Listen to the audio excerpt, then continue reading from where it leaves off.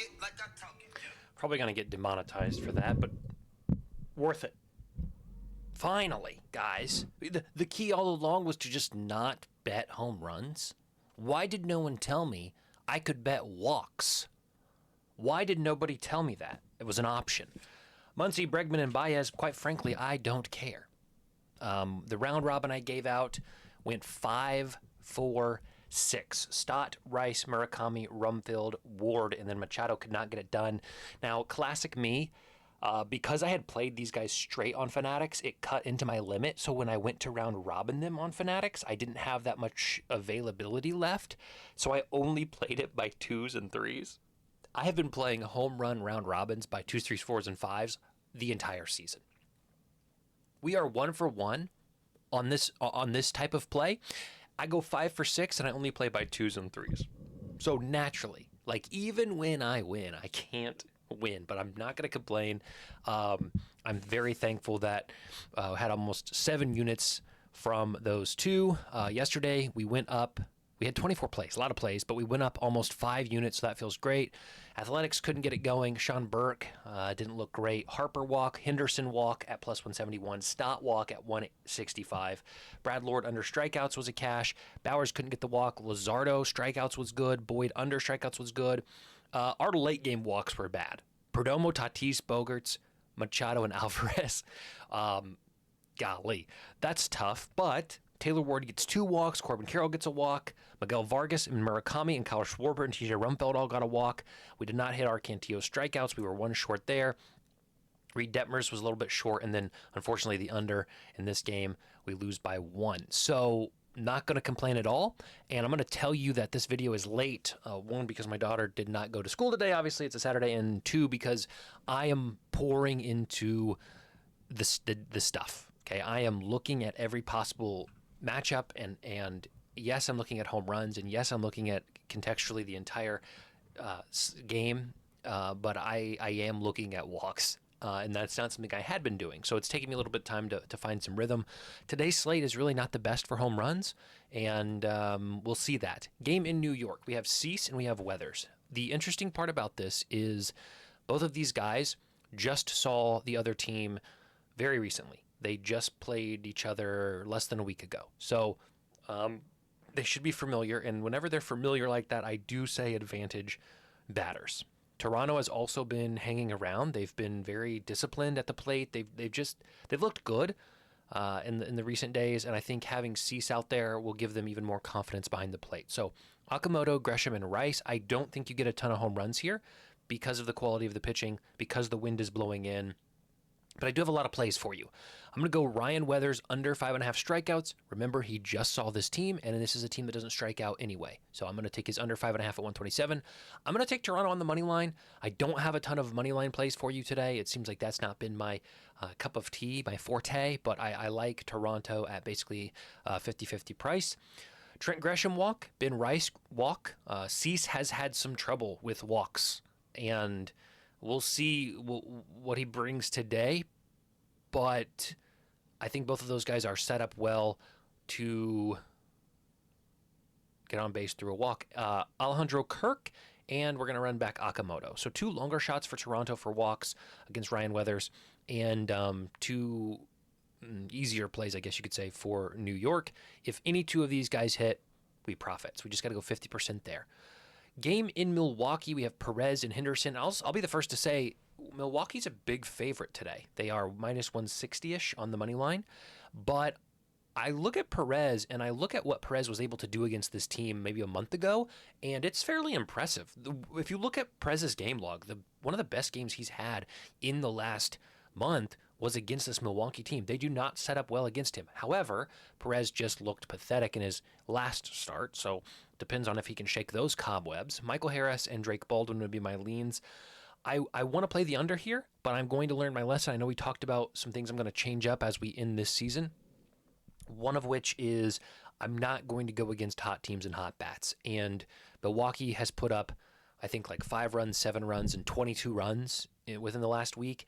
And Perez, while he did look good in their last outing against Milwaukee, he's not looked phenomenal in the larger sample. So, Milwaukee being hot and Perez having some weaknesses, even though I don't see that today, I think he matches up well. I'm going to stay off the under. I'm going to go back to the Jake Bauers walk. I'm going to go to a BY walk, and I'm going to go to a Wilson Contreras walk. That's I think that's I'm an idiot. That's Bryce Turang. The Y and the T are next to each other. I was like, I thought I took Turang.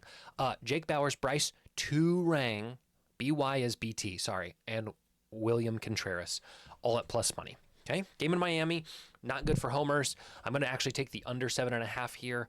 Both of these teams struggling offensively, and I think both of these pitchers, Perez is probably the Marlins' best pitcher, and Irvin has been okay. Perez does walk a lot, but Washington, I don't know the statistics as far as like their league rank, but I would say based on what I looked at with individual players, Washington has got to be one of the worst teams at taking the walk and getting a free base. They just don't do it very often outside of maybe CJ Abrams. So I'm going to play a Marcy walk and Xavier Edwards walk against Jake Irvin today. And Keibert Ruiz, I know he hit one yesterday. I know we have chased him all season long, and I've his data looks good on Ballpark Pal every day, and I don't include him because I can't stand the comments of you always put this guy and he sucks. Yes, those get in my head. Yes, those impact me. I left him off. He goes. I'm putting him on today. Griffin Conine would be my other lean. He looks good. If you want me to be honest, I'm not going to give you a round robin today, but I did write down Conine on my little sheet here. Game in Philadelphia, Matthews and Painter. Matthews has had two fairly quality starts. Walked 3 in each of those 2 starts. So we'll see what we get here. Alec Burleson, Ivan Herrera, Bryce Harper, and Alec Boehm. Wind is blowing in Philadelphia today, but it's still a smaller ballpark, so it should be fine. The AB here is not Alec Boehm, it is Alec Burleson. So that top price, Alec Burleson plus 240, that's a crazy price. He's been walking a lot recently, and I think Andrew Painter should be scared of him for what he's done this season and especially this month. And I hope Painter tries to paint the edges, and hopefully he goes outside the box a little bit, and we get a plus 240. Herrera 150, JJ Weatherholt 120, and of course, our main man, our loyal steed, Bryce Harper. Minus 105 was the price I got today, and we'll run him back. Kyle Schwarber, I think it's a very fine play for a walk. He was minus 125, and I'm gonna really try to stick to plus money. Minus 120. For a guy as aggressive as Kyle Schwarber is, yes, he's patient. Yes, he's got a good eye. Yes, he's got plate discipline. But if he sees a pitch he even moderately likes, I think he's going for it. So I don't like the minus 120. Game in Baltimore. Again, another matchup very, very similar to Cease and Weathers in that they both saw each other, and they both offenses had success against the other. I'm going to take the over 7.5 at minus 115. I think both offenses have success again. Liam Hicks, Cedric Mullins, Kobe Mayo, and Tyler O'Neill. Kobe Mayo is another name I wrote down on my list. Henderson walk at plus 200. He's had 3 straight games with walks. So here's my thought, okay? And I don't know if this is right, and I don't care if this is right. I care that I am going to adhere to something that I believe is fundamentally true, and if it is fundamentally false or the wrong way of looking at it, and the sharp bettors want to say something and people want to argue, that's fine. My stakes aren't high enough. I'm doing this for entertainment, okay? So don't tail if you don't care, and I'm giving this caveat to try to be honest with you. I think baseball is a very interesting sport, and I think there are certain guys who swing more aggressively, and I think when guys are seeing the ball well and they're getting walked frequently in the last few days, they are more comfortable to sit and wait on pitches. When they have confidence that they can get on base by just out-patienting the pitcher, I think they're going to do that. And I don't have this back-tested. I haven't run the data. Quite frankly, I don't care. I'm just thinking about it from the perspective of myself if I'm an MLB player. If I know I have games with 3 straight walks, and I've been productive for my team because I'm getting on base, and especially a guy like Gunnar Henderson who can steal a base, right? Get on base with a walk and steal a scoring position. If I know that that's my role in this team, I don't need to be the hero. But you also have to think about how batters are approaching the game. They know that the balls are not flying. Like the home run numbers are down. The players know that, guys. They are aware, as we are aware, that they have not been hitting the home runs like they're used to. So they're being more patient. Pitchers are scared of making the mistake and giving up the homer. So they're being more. So I really think walks are the future. And so I will go Gunnar Henderson walk. Game in Texas, fascinating. And I think part of my research and looking through this, I feel like I have a better grasp on the game and can give you guys more info. So hopefully it's worthwhile in that scenario, even if you're not tailing my action. Bradford just saw these two pitchers also just saw the other team. I don't know why this is happening in the schedule, but it's a lot of repeats. Peterson may not play. He's not on RotoWire's projected. I don't know why he wouldn't. He's not injured. He's facing a righty, so he looks the best home run wise. Cody Bradford, I can't figure this guy out. I don't exactly know why the strikeout total is as high as it is today, besides the fact that LA is a high strikeout team. But lately, they have been limiting that. Of course, yesterday against Mackenzie Gore, a little bit different story, but that's Mackenzie Gore. It was expected. Last time they saw Bradford, he went 7 innings, I think, against him, against the Angels, and he only had 1 strikeout. And that doesn't mean he's going to come out here and do the same. But again, if you think about the psychology of batters, like if I see a guy a week ago, and I know as a team we did well against him, we weren't striking out against him, I don't know. I'm going to take the under. I think it's a crazy price, plus 130 for under 4.5. I'm taking it. And if I'm wrong, I'm wrong. I'm also going to take LA on the money line. I think there's value on them. Ryan Johnson, not the best, but he looked good against Texas last time he played. And both of these offenses really aren't playing great right now, so I thought about an over. But I think LA's in a little bit better form, just marginally. And I think at that 156, it looks good. Game in Houston, McNeil, Altuve, and Walker. Hunter Brown, I didn't know this. For as good as he is, huge walk rate, massive walk rate on Hunter Brown. I'm going to play 4 guys. Jonah Heim, Lawrence Butler, Henry Bolt, and Donnie Walton. 4 athletics out of 9 I'm going to play for a walk. Again, if we get 2 of these guys, we profit.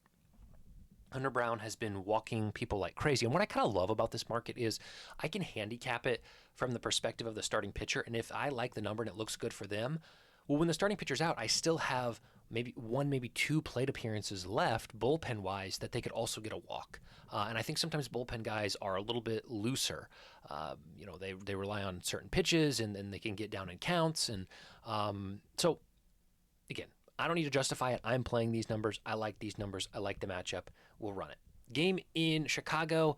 I'm only going Vargas for a walk here. I know Murakami looked good yesterday, but I think he's going to be very aggressive against Christian Scott. And Luis Castillo, I teased A.J. Ewing or a Francisco Lindor, but not a ton of walks recently, so I'm going to just take that as they're aggressive right now. That's fine. Simeon, Beatty, Murakami, and Miguel Vargas. Good conditions today. Wind is blowing out. Game in Kansas City. Wind is blowing in. McGonigal, Dingler, Witt, and Caglione.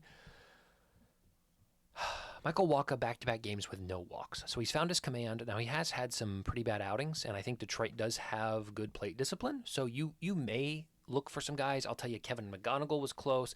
Zach McKinstry's price was really good. Torkelson got walked 3 times yesterday, so he's being very patient.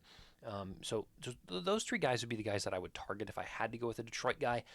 But I'm going to stay off. I'm going to play it safe there. Carter Jensen, 140. Bobby Witt Jr., 190, and Nick Lofton, 175. All 3 of these guys have been very patient in the last week and a half, and I'm going to run them against Anderson. Game in L.A., Ohtani walk at 115, Brian Reynolds, Ohtani, and Muncy. I got a friend who needed Ohtani home run for a massive $5 to $1,100 ticket. So he has assured me that Ohtani will go yard today.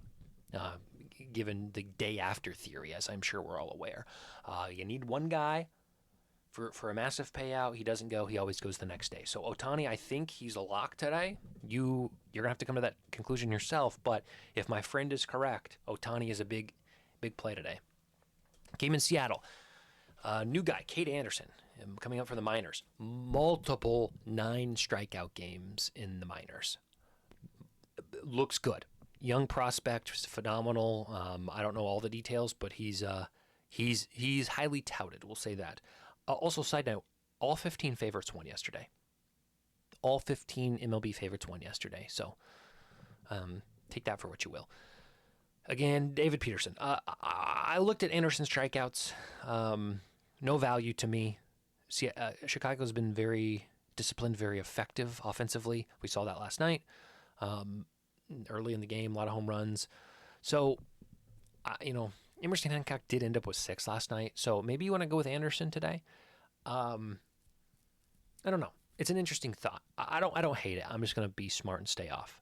Julio Rodriguez only home run today. There's too many unknowns because of this new pitcher. I would go Seattle and under 7.5 if I had to pick something. I'm going to go with CR walk at 140. That's Cal Raleigh walk at 140. Game in Boston. Sandoval's been walking a ton of people. Tidwell's been walking a ton of people. I like the over. I think both teams will have success batting, and I think they'll also be patient and have a lot of stuff miss the zone. That means guys on base. Guys on base, followed by walks or hits, is runners in scoring position, followed by runs. So over 7.5. Abreu and Durbin are my leans. I like Devers to walk at 140, and I like Patrick Sandoval 2 walks allowed at minus 125. This is from the pitcher perspective here. I didn't know who else I liked on San Francisco, a lot of medium guys, but Sandoval has been walking guys left and right, so let's hope he walks them left and right. First 2 batters, we cash 125. Last 3 games of the night, Arizona looks great. Tim Tawa, Corbin Carroll, Eugenio Suarez. I'm gonna lay the juice. I think this is a very lopsided matchup, and I think Arizona at 163 is still fine value. I'm going to play Carroll walk at 115 and Tim Tawa walk at plus 250. Game in Colorado, I think both teams look good. It's not very often that I play overs when they're at 10.5. I'm playing the over 10.5 here.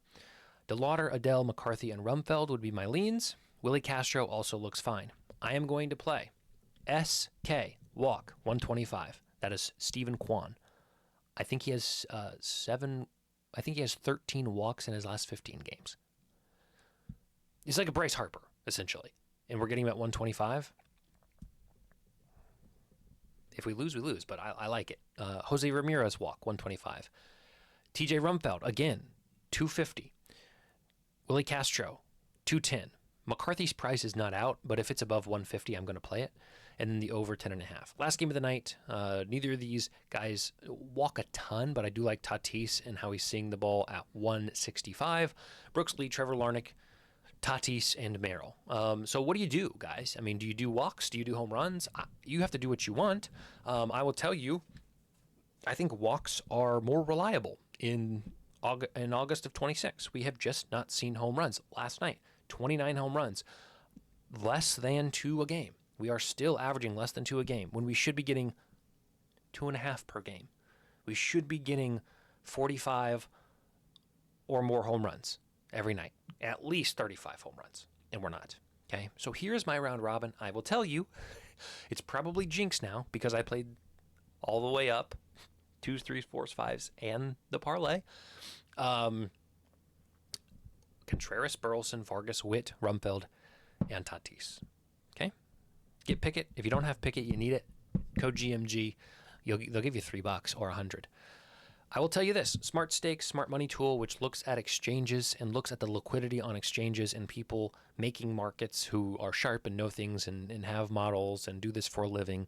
And when they set a price, a big price on a prop, what Smart Stake does is it identifies that and then finds the bet that you should take that corresponds on another book that has a better price, okay? So I will tell you, Cody Bradford, over 4.5. I didn't like that play. But there's somebody out there with a bigger brain than I and a bigger bankroll than me who's saying Cody Bradford 5Ks is a play. So I tell you that to say maybe don't play that today. There is a lot of money on the other side, sharp money. You see some other plays here. It's a cool tool. They have a lot of cool tools. They're adding more. You want to try them out. I think for football, they'll have even more tools. Code Green, $1. Novig, you guys are doing well. I get about 1 person a day hopping on Novig. That's good. I'd like 6 a day. I'd like 10 a day. By golly, there's 3,000 people that watch this. I don't think all 3,000 of you have it. Somebody yesterday commented, I don't use Novig, but I'm up on Pickett. I think it was Mike G. Mike G, baby. Mike, are you in Arizona, Nevada, or Michigan? If so, you're excused. Why would you not? It's like saying, I don't shop at Aldi. I buy my groceries at Target. They're right next to each other and they sell the same stuff, but I'd rather pay more money. Why would you rather pay more money, Mike? And I'm not saying that's the case, but Mike, come on. Mike. Hump day! Let's go. Spin the wheel. All right. We got them all loaded. I'm going to go 5 again. Yeah. I don't have any expectations anymore for home runs. Just none. Whoops. You're not going to be able to see that, are you? Brooks Lee. Okay. Brooks Lee. No expectations. No cares. I don't even have opinions. Williar Abreu. Doesn't move me. Don't care. Awesome and also not awesome at the same time. Eugenio Suarez. Revenge game, right? He used to play in Arizona. Okay. Alec Burleson. He's on my list. What? And our boy that we've chased for too long. Chased a ladder, of course. Good luck today. Again, everybody, you got to do what you're comfortable with. Have fun. Remember, we're not doing this to get rich. We're doing this to make the miserable life that we live on Earth a little bit less miserable. Just kidding. But have fun, guys. Seriously.